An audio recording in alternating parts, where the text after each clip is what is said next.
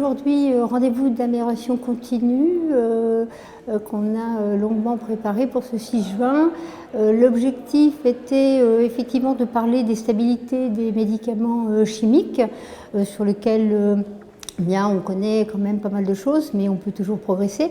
Et puis aussi de travailler sur les stabilités des produits biologiques, où on est plus en apprentissage et où il est important d'échanger avec notamment des structures qui ont déjà de l'antériorité dans ces travaux. Les industriels ont des soucis bien évidemment liés à l'instabilité potentielle des médicaments, en particulier l'apparition de produits de dégradation des principes actifs. Donc le principe actif n'est plus assez concentré et en plus a généré des produits qui potentiellement sont des produits toxiques.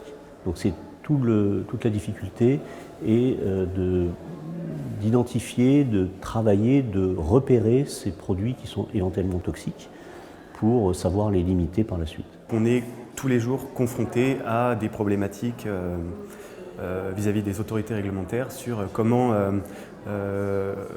utiliser nos données de stabilité, comment les interpréter, comment les présenter à nos autorités et comment sécuriser notre médicament lors des essais de développement et de fabrication.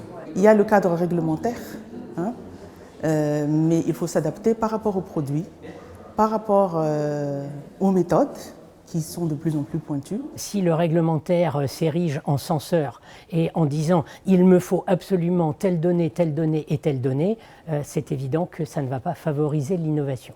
En revanche, si le réglementaire se met à la compréhension de l'innovant, qui va dire « j'ai telle molécule nouvelle, c'est très innovant, mais elle me pose tel problème technique, par exemple pour évaluer sa stabilité », c'est aussi au réglementaire de comprendre qu'il faut adapter ses exigences pour accompagner au mieux l'innovation. Par exemple, les affaires réglementaires demandent que vous démontrez que votre produit a une activité spécifique qui est nécessaire pour rendre son efficacité chez le patient. C'est à vous, en tant qu'innovateur, de se dire ce type de test, je vais le développer et je vais le mettre en œuvre pour démontrer que mon produit, même innovant, a les caractéristiques qui sont nécessaires pour démontrer son efficacité. Mon intervention aujourd'hui visait à essayer de promouvoir et de démocratiser une approche de modélisation cinétique qu'on a mis en place, qui permet d'utiliser les données de dégradation forcée, des points qu'on obtient tous en dégradant nos produits à 5 degrés, 25 degrés, 37 degrés, 40 degrés. D'utiliser ces points-là pour coller des modèles cinétiques obtenus avec des logiciels commerciaux comme celui d'AKTS ou ASAP Prime. Les autorités de santé sont complètement ouvertes, on est en relation avec la NSM et le BGTD. On projette aussi d'aller voir l'IMA pour essayer de promouvoir et de démocratiser. Et de plus en plus d'industries s'ouvrent à ces voies-là parce qu'avec l'expérience, on voit qu'il y a de plus en plus de cas qui sont en accord avec les prédictions et je pense qu'il faut rassurer petit à petit avec des cas concrets.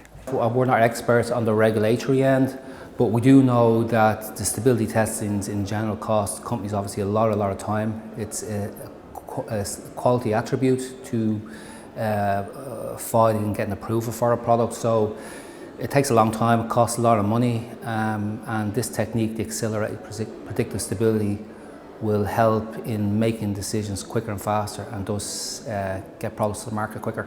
La thématique de la stabilité est capitale pour les médicaments, que ce soit des médicaments d'origine chimique ou d'origine biologique.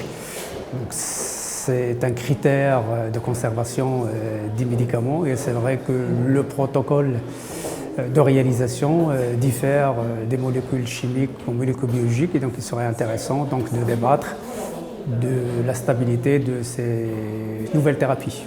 C'est quelque chose de très intéressant qui est dégagé de cette journée, c'est qu'on va sans doute vers une convergence, en tout cas pour les lignes directrices des agences réglementaires, entre les produits chimiques et les produits biologiques.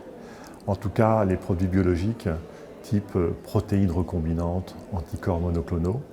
Et ça, c'est une tendance tout à fait intéressante de voir que deux domaines qui étaient jusqu'à présent relativement séparés arrivent à converger dans la définition des guidelines réglementaires.